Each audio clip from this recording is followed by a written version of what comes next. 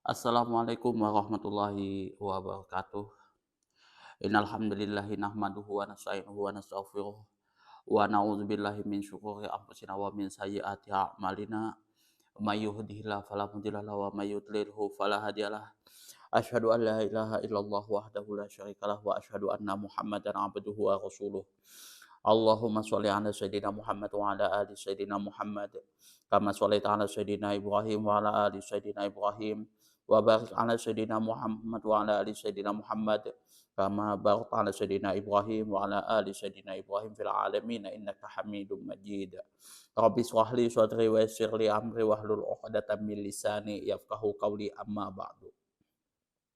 Hadirin hadirat jamaah kaum muslimin wal muslimat yang dirahmati oleh Allah Subhanahu wa taala.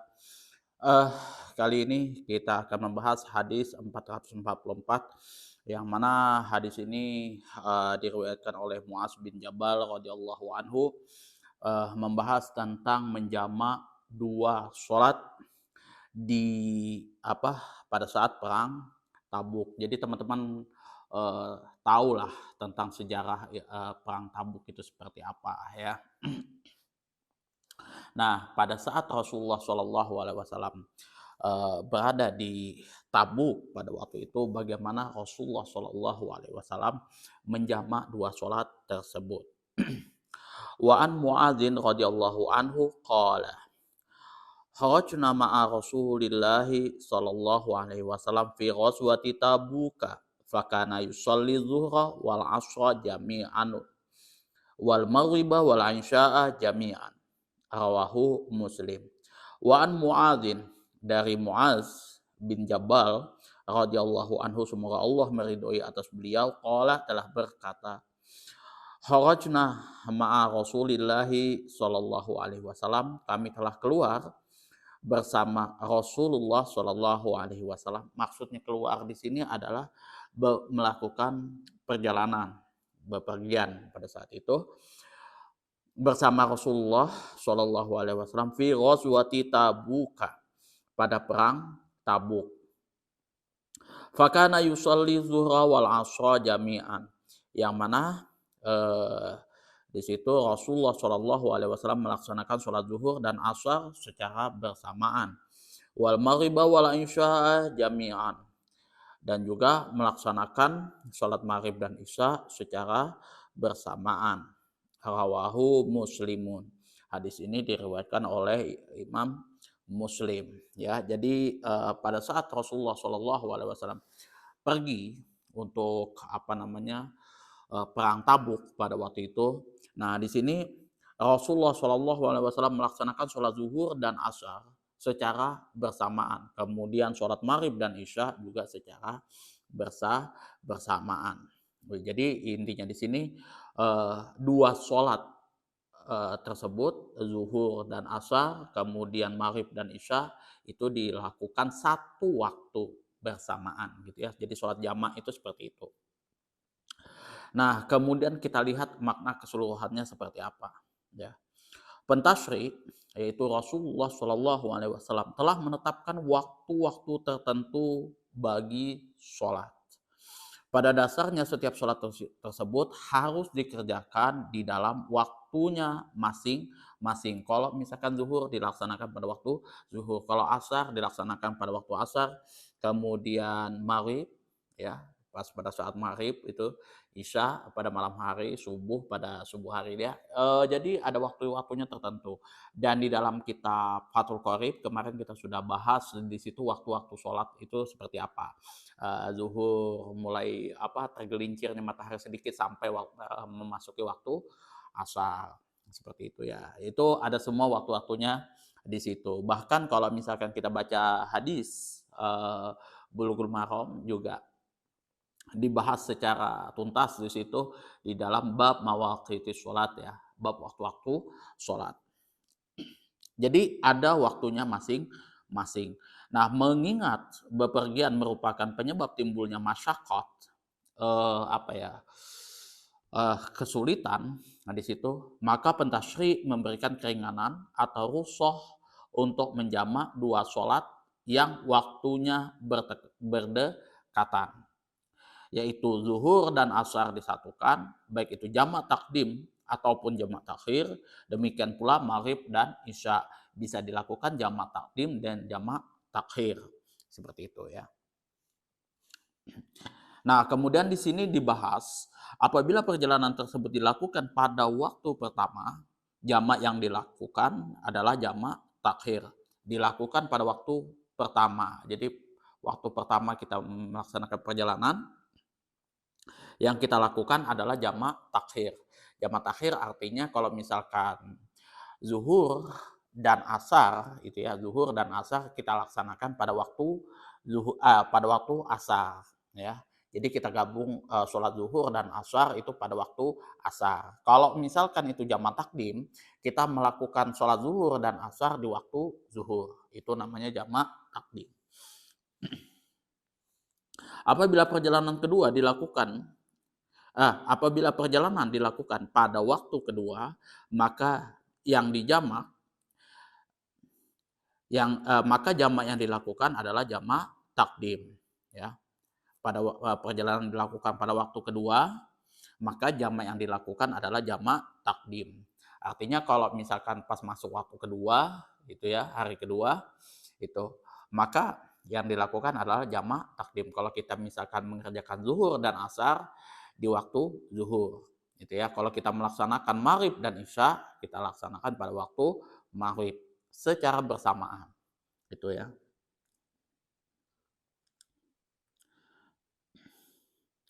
Penyebabnya ialah masyakot dan hukumnya boleh. Sedangkan hikmahnya adalah memberikan keringanan kepada seorang musafir. Melaksanakan sholat jamak di tempat tinggal hukumnya dilarang. Nggak boleh kita melaksanakan sholat jamak ataupun qashar pada saat kita bermukim. Tinggal kayak misalkan saya sekarang di Samarinda, bermukim di Samarinda. Maka saya tidak boleh melakukan sholat jamak dan sholat qashar di sini pada saat saya bermukim di Samarinda ya. Kalau misalkan saya kemarin pulang ke misalkan ke Kutai Barat sudah jaraknya lebih dari 96 kilometer seperti itu. Nah, maka saya boleh melakukan sholat jamak dan sholat qashar seperti itu ya. Dan saya tidak melaksanakan sholat Jumat pada saat itu karena berlakunya sholat Jumat bagi orang yang bermukim, bukan orang yang musafir seperti itu ya. Hadis-hadis yang menyebutkan hadis-hadis yang menyebutkan hal ini diinterpretasikan sebagai jamak bentuknya saja, tetapi pada hakikatnya tiap-tiap sholat dikerjakan pada waktunya masing-masing. Yakni sholat pertama dikerjakan pada akhir waktunya dan sholat kedua dikerjakan pada permulaan waktunya. Jadi kemarin kita sudah bahas ya, hadis ini sebenarnya bukan membahas masalah jamak dan masalah sholat jamak sebenarnya. Dua sholat digabungkan jadi satu, bukan seperti itu. Tapi memang ini dikerjakan di tiap waktunya masing-masing. Kalau misalkan sholat zuhur dilaksanakan di akhir waktunya, sedangkan sholat asar dilaksanakan pada awal waktunya. Begitu juga misalkan sholat maghrib dikerjakan pada akhir waktunya, kemudian sholat isya dikerjakan pada awal waktunya. Ini untuk memperingan seorang musafir ketika melaksanakan sholatnya seperti itu. Nah, itu adalah pandangan Imam Abu Hanifah. Imam Abu Hanifah tetap berpegang kepada kaidah asalnya. Ya, jadi Imam Abu Hanifah uh, tidak menggunakan sistem jamak seperti itu.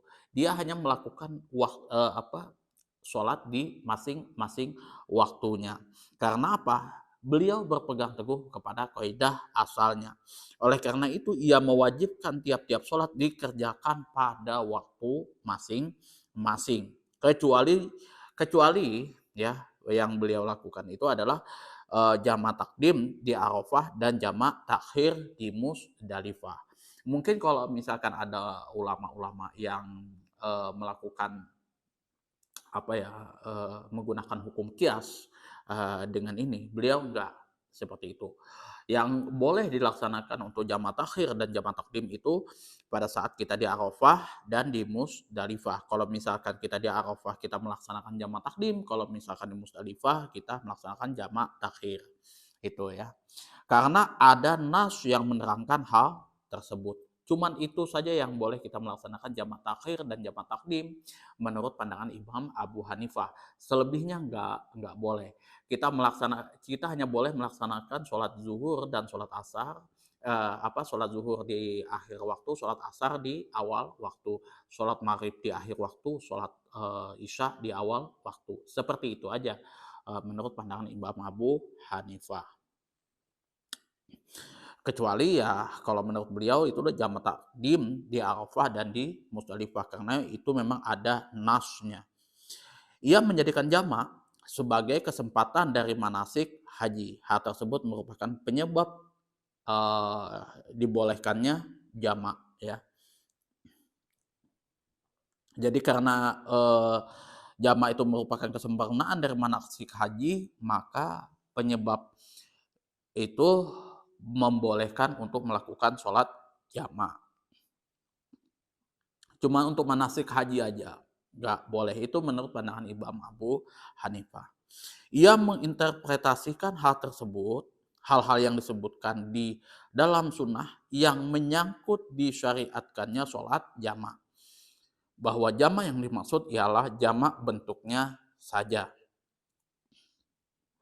Jadi yang dimaksud menurut pandangan beliau itu hanya bentuknya saja, tapi bukan berarti dia menggabungkan dua sholat di waktu yang sama sekaligus secara bersamaan. Enggak begitu konsepnya. Kalau menurut Imam Abu Hanifah, yang mana kalau misalkan sholat zuhur di akhir waktu, sholat asar di awal waktu. Seperti itu yang dimaksud dalam hadis ini, bukan menggabungkan dua sholat sekaligus di dalam satu waktu. Ya, kecuali kalau menurut beliau adalah melaksanakan jamak takdim di Arafah dan jamak takhir di Musdalifah. Ya. Jadi ini pandangan antara ulama sekelas Imam Syafi'i, Imam Ahmad bin Hambal, kemudian Imam Malik, kemudian yang kontra dari itu, ya, yang tidak sepakat dengan pandangan tiga imam ini adalah Imam Abu Hanifah. Yang berbeda dari mereka, bukan tidak sepakat ya, tapi berbeda dari pandangan ketiga imam ini ya. Kalau tidak sepakat, nggak bisa juga kita dikatakan Imam Abu Hanifah tidak sepakat, karena Imam Abu Hanifah itu apa ya, beliau itu jauh lebih senior ketimbang Imam Syafi'i dan Imam Malik kalau nggak salah itu ya, Imam Ahmad bin Hambal juga.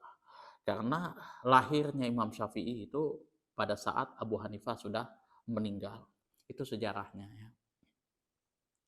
Kemudian analisis lafadznya, yusalli zuhra wal asra jami'an. Melakukan sholat zuhur dan sholat asar secara jamak takdim. Ya. Tetapi dapat pula diinterpretasikan bahwa jamak ini adalah jamak takhir. Ya. Jadi yusalli zuhra wal asra jami'an. Bisa jadi ini jamak sholat jamak takdim, bisa juga jamak takhir. Kemudian fikih hadisnya adalah musafir disyariatkan menjamak sholat ya. Jadi bagi musafir yang memang melakukan perjalanan jauh seperti itu ya, misalkan kita mengambil kaidahnya Imam Abu Hanifah 96 kilometer kayak gitu batasnya, atau 100 kilometer ya tidak ada masalah, itu sudah ya. Jadi itu sudah masuk perjalanan jauh ya, kita bisa melaksanakan baik itu sholat jamak ataupun juga sholat qashar.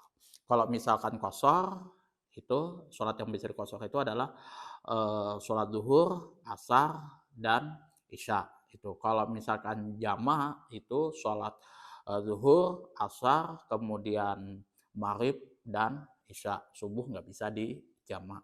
Jadi zuhur dijamak dengan asar, kemudian maghrib dijamak dengan isya. Itu ya. Jadi pasangannya di situ. Jadi nggak bisa kita pasangannya ini kita bikin semaunya, enggak. bisanya cuman zuhur dan asar, maghrib dan isya, itu aja pasangannya, itu. Jangan dibikin, semaunya sendiri ya. Misalkan kita bikin, sholat jamak itu subuh dijamak dengan, zuhur ya kan, zuhur dijamak dengan kemudian asar dijamak dengan maghrib, maghrib dijamak dengan ya semau-maunya kita lah, nggak boleh seperti itu. Jadi zuhur dan asar, maghrib dan isya, karena ini dua waktu ini berdekatan waktunya. Itu aja yang bisa dijamak, selebih ya kalau selebihnya kan cuma sholat subuh aja, itu sudah jauh ya. Jadi menjamak ini harus waktu yang berdekatan, bukan waktu yang jauh. Kalau misalkan subuh dan zuhur itu waktunya sudah jauh. Ya, itu saja yang dapat saya sampaikan, kurang dan lebihnya saya mohon maaf yang sebesar-besarnya, apabila ada, kata-kata saya yang tidak sesuai dengan, kata-kata saya di dalam menyampaikan kitab Bulughul Maram beserta syarahnya, kemudian, kitab Al-Azkar dan kitab-kitab yang lain, itu tidak sesuai dengan ekspektasi teman-teman, saya mohon maaf. Kemudian apabila, ada kata-kata saya menyinggung, yang tidak berkenan di hati teman-teman, sekali lagi juga saya mohon maaf yang sebesar-besarnya. Apabila ada saran, kritikan, masukan, dan juga pertanyaan, silahkan teman-teman atur di kolom komentar. Akhirul kalam, wabillahi taufiq wal hidayah. Assalamualaikum warahmatullahi wabarakatuh.